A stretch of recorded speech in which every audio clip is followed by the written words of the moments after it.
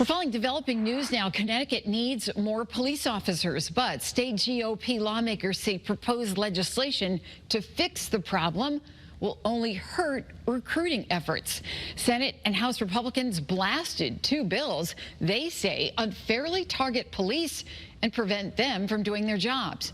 Now, one would ban officers from pulling over vehicles for several so-called secondary stops, like broken taillights and smoking marijuana.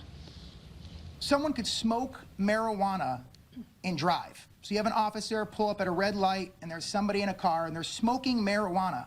And the officer cannot pull that car over solely for smoking marijuana. Right now, there are just 931 state police troopers. That is down from more than 1,200.